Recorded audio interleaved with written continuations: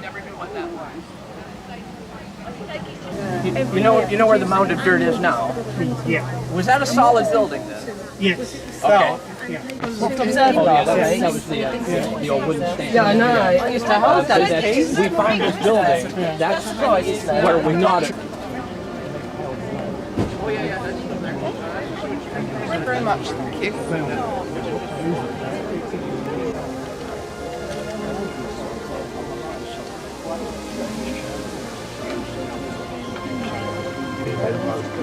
Some of them have got the actual numbers. So if you live in one of these houses, you have a First World War soldier. Parts itself, towards the horses, and of course whilst all that was going on, I mean the drovers used to, or the drivers used to have, of course, where Manor House Park is, you know, the station to the house itself. Yeah. Nobody does have given up.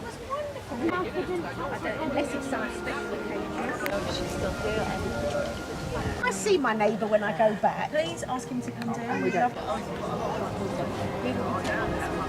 Yeah. They ran out. And they started getting all the... You can remember his name. Yeah.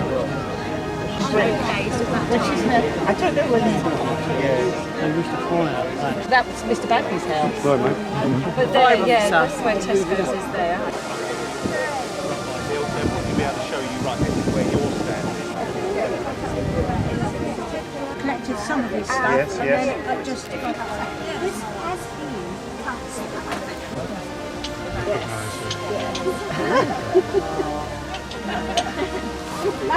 Point of finance and trade in Europe, when London became that, they didn't want all the street urchins. They didn't want the harmless imbeciles walking around and go, oh, hey, we want some nice streets because now we've got all these people coming over and we want to, you know, so we're going to build 6. They actually built 6 of these facilities. So one was on the south side in Caterham, that took care of the south of London. Leavesden took care of the north of London. Well, I watch it. All right. Steady. It's all right, the knees are coming up. Right. Good to see you, my dear. And you, sir. And to get people to understand, is the Leavesden House itself is a historical document. Until now, I've just been going to committee meetings. Good. Well, that's very good. No, I didn't know. Yes. That's right. Oh, look at that. Okay, got that, yes. This is the bottom of my garden, well, as it was then. All right. Yes. And the Hope cottages weren't there. That's Langley. Well. Yes, well, this is the area, you Of course, yes. I mean, and we're also Yes, we know the universe revolves around Alice Langley, yeah. With his bloody apron, you know. I'm writing about today. It's quite a busy site. So it's really lovely coming out to our lectures. Would you be happy for me to write about it in the paper? The whole village turned out haymaking. Enjoying that. Yes. Okay, yes. Yes. About each wow. Maybe they give us some stations or something, but it wasn't local stations necessarily. Natural George, are you? Yes. I mean, I found this is which it is. Yes. Yeah. But speaking to a chap who worked there when they were delivery people. There was a lot of women who were flying Spitfires and other ones back to the fields. They did a good job. Yeah. And I'm chairman of Three Rivers District Council. So, yeah, a buffet lunch with Councillor Button, and they just finished a tour there, and then we went down to the traffic control bit afterwards. Yeah. So, this is great. Isn't it? Yeah. I've never been here, you know. I really haven't. And You haven't been on one of my walking tours? No. Will you do one for me? Yes, we've actually got one planned. See, Pantos and the patients had a band, the staff had a band. In fact, when they were hiring people, they actually said, you'll get a job if you can read and write, but if you are musically or athletically inclined, your chances are better. That was actually in one of the advertisements. Really? For recruiting here. When the hospital took over all of this, there was 187 acres of health facility. What I find very interesting, though, is because a company called Demand has taken over, or did some time ago, take over the church, the old church here. Mr. Reed, sir, are you free? Hi, Stephen. I'm Councillor Andrew Scarf, and I'm chairman of Three Rivers District Council. So, is this your baby? Right. Okay. And was it in a bad shape when you acquired it? In the same condition as it is now. I brought it off of Airfield Flight Service. Oh yeah.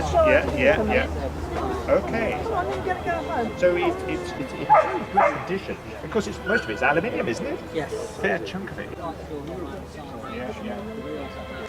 This is 1971, so it's Yeah. Quite a baby. Yeah. Paul on the corner.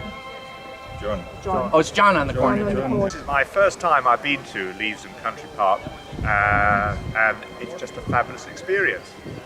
Can you tell me why you like to come to Leavesden? Well, as chairman, one of the things that's really surprising me is what facilities are available in Three Rivers, and this is a place that I want to get a conducted tour around.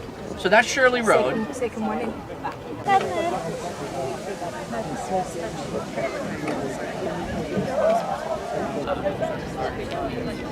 I'd like to run away right now and tell you the truth, but...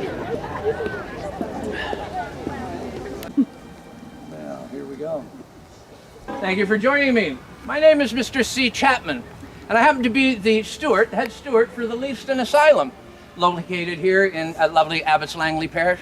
It's my duty as the steward of this fine hospital to make sure that all the directions of the Board of Directors and all other rules and regulations and record keeping is done in spotless order. And that's what I've been doing since I started in 1889. So I've been doing it for quite a while. There's a lot of history that will be made at this place, so we're just going to take a short little walk, a brief walk through time, just to see what it was like to work at an asylum for the local, the London-based idiots and imbeciles. Now, I know some of you in the future would say asylum is a terrible word to use. Well, but when we started this, thanks to the Metropolitan Asylum Board, we started it because asylum was actually a real definition. And back then, the definition was it was a safe place of refuge. And that's what we were trying to do when we started the Metropolitan Asylum Board in 1886. So we started that because we wanted to take all the people that were homeless, all the people that needed care, all the people that weren't able to take care of themselves. We wanted to get them off the streets of the new metropolis of London. London by now is becoming quite the thing. It's being viewed as the place to come from all over the world to visit. So we didn't want too much riffraff on the streets. So we decided that we were going to build 6 of these facilities. The one here at Leavesden takes care of the north of London. The one in Caterham takes care of the south of London, and there were 2 others, one on the west side of London, one on the east side of London. When we started this facility, it took us 2 years to build it. We started in 1868. October 1st, 1870, we opened our doors. Now, it was originally only built for 1,500 people. Unfortunately, because of the numbers we had in London at the time, we ended up with 1,969. 860 some of those were women, 700 and some were men. So you can see quite clearly just which one is the craziest sex. I usually say that and I get a chuckle, and then somebody will always say, yes, but it's you men that make us that way. Well, fair enough, ladies. I suppose it is. So when we built this, we wanted to build it here because it was outside of Watford. Watford is a major industrial place, a major hub. It's a big city. It has a train, so we can build it out here, but we didn't want to build it too close. So we extended it the long distance of 3 miles. So we're way out in the country here. It takes a long time to get from Watford to here. So we had to build a special road. So from the end of Watford in the Garston area, actually where the All Saints Church is, the parish of All Saints Church, Leavesden, we started to build a road from there, and we built it all the way up here to the asylum. Since this was the only thing that was here at the time, we called it Asylum Road. Now in the future, when this institution becomes more of an educational facility for mental health nursing and an industrial school, they'll change the name of the road to College Road. So that's why College Road has its name, and it's been named that way since 1949. Your basic qualifications for working at a hospital like this, back in my time, was that you could read or write. However, if you were musically or athletically inclined, your chances of employment were a bit better. Because we did, after all, in the future have one of the most outstanding football clubs, Leavesden Hospital Football Club, ever created since 1902. So it was quite fun. So what we're going to do today is we're just going to take a quick walk around. We may bump into some of my friends, some of my colleagues, some of the other people that would have been working here in an asylum at that time. So, if you want to follow me, I'm going to go right through the middle, and we'll see what we find. Each ward had one floor, had 3 floors on it, and each floor had 60 people, 60 of our inmates. And unfortunately, back in my time, they did call them inmates, because basically we just wanted to lock them up and keep them off the streets and keep everybody safe. As mental health education and knowledge got a bit better, we would call them something different. So if we run into the head matron, she may talk to you about that. So this is one of the buildings. The first building was there. You can see behind me the open spaces between the trees. So that's where the building stood. And they actually started back there from where we were, and they went almost to that road there, which is the original service road into the asylum, into the hospital. You would come through there with your horses and carts. You would go up to the front of the administration building, turn around, come back out this one. So that's where the gatehouse was. So behind me again is all the men's wards. The women's wards on the other side of the street were all the same, just in a different location. It was something like 70-year-old man raises money for peace expenses.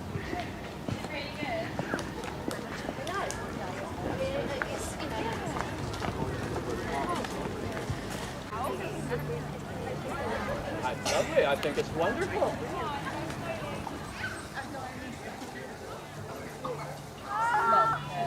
Now we've left the whole hospital complex, which is where I would have worked. The administration building, you can see, there's a little picture of it right over there. One of those newfangled camera things has taken a photograph of what it looked like. So that's what it would have. We're now into the area where this is where we would have had all the farming and all the grounds works and all the maintenance and everything. This is where we're getting into that. The last building would have been there.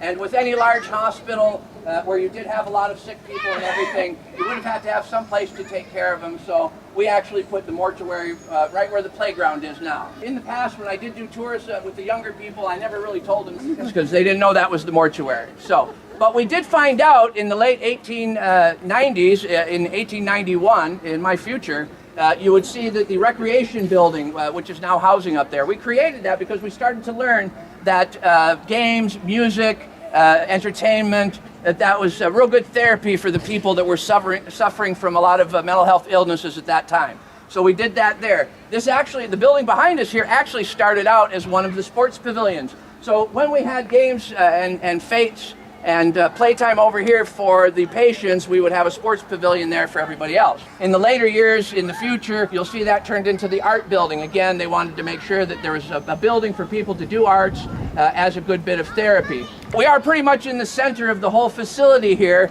and I'm hoping maybe, because myself and my colleagues and everything in the future, we will be leaving a lot of artifacts and letters and some really good history. So we're hoping that maybe in the future sometime, there's going to be a facility where you can all come and visit this stuff on a regular basis. And maybe right here would be a good place to have such as a heritage center or a wildlife center or someplace that children can come and learn more about the hospital. So we'll have to see what the future holds for us. Maybe here someday in the future we'll see a facility like that. So again, we'll just keep walking this way.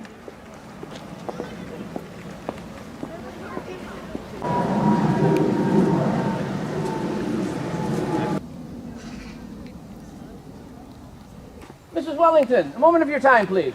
Only 1 minute, Mr. Chapman. I have many things to take care of and no time for dilly-dallying.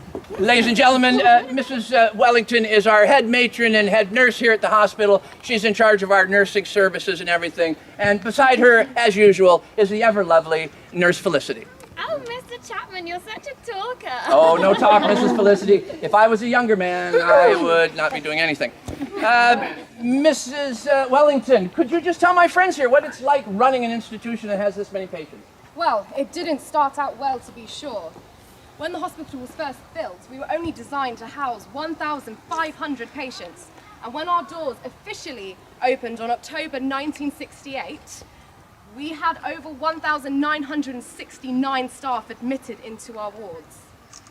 Can you imagine trying to provide any proper care when we only have 240 members of staff?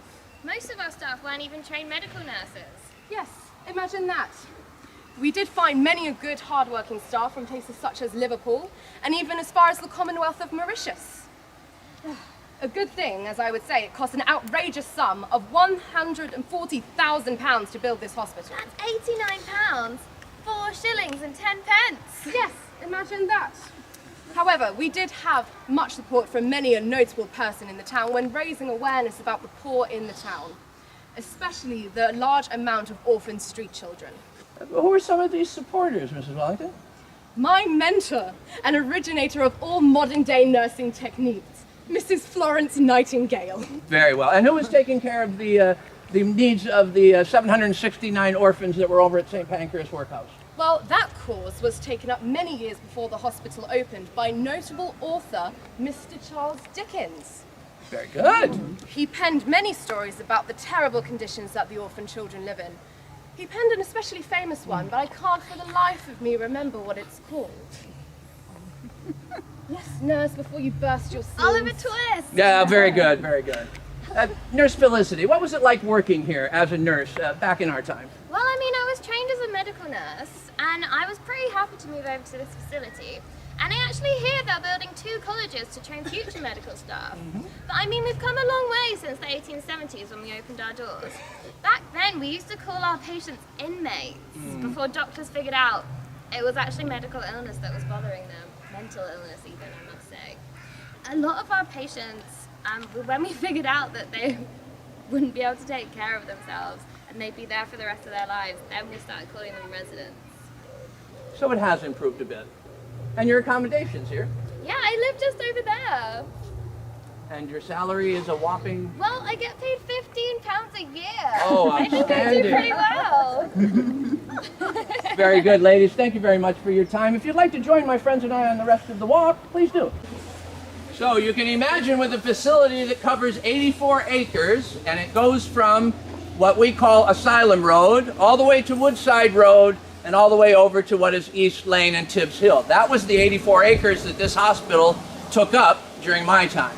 So you can imagine with all the numbers of people, 2,400, you would have to have a lot of work done, and you'd have to, because we didn't have any way of delivering food, which I understand is done in the future. We had to grow everything ourselves. In fact, we were very self-sufficient. We took care of our own shoes. We took care of our own mattresses. We did our own cooking. We did our own laundry. We manufactured as much as we could in-house. Myself, I would make sure that any supplies that came in, on the odd occasion where we felt it was a good thing to do, we'd get cartloads of lemons to come in, and I had to inspect every one. My favorite one, though, is I would never accept any poor flour. We processed flour right over there, and I wouldn't accept it if it wasn't good for the hospital. So obviously it was a big day, it was a big job to take care of feeding everybody. So luckily we have Mr. Adams, who is our groundskeeper. Mr. Adams, I can see you're taking care of your fences again today. Oh, yes, sir. I see you bring a lot of friends with you today, Yes, sir. I have. A few of them have been following me around, yes. Well, I'll let you know that, of course, as the local farmhand here, I've been tending to the 42 acres of land that I have here. And of course, also, I've been growing the wheat, the oats, and the sugar beets that I have here. For myself, my wife, the staff, and the inmates. Patients, you mean? Oh, yes, I do mean the patients. Patients, yes. And of course, I look after the 2 chicken sheds that are over there, and of course the big pig barn that's at the back, and of course I've been milking the cows as well, sir. It's very good. Well, what did you do for fruit? Oh, for fruit, we have an agreement with the workhouse just over there. We get a lovely grouping of preservatives and jellies, which are beautiful for this time of year. I'm sure they are. And for your accommodations and everything, it must be a hard day for you. Well, it's not as hard as me, but for the 62 workers that I have working for me as well, sir, the patients, they put in a hard day's work. But I earn a nice 25 shilling a week for me and my wife, who have a cottage just over there. Very good, very good. Lovely day. So you can see how much it would take to run this place and how many acres we had to harvest. Now, I'd really love to continue on, but we have just a real short amount of time here for this quick little tour, this brief walk through history. We actually will be organizing a longer one a bit later. But if I could just take the opportunity to introduce some of my other colleagues here, if you'd like to know just exactly who we are in real life, I'd like to take this opportunity to introduce our cast. We have at the end Miss Helen Byrne, playing the matron, the ever-sour matron, Sophie Monaco, and the ever-hard-working Mr. Dale Adams. And I've been your humble host for the trip, Martin Brooks. So we're going back to our displays. If you want to ask any questions, we'd all like to talk to you some more. So thank you very much. I think the shortest way is going to be right there.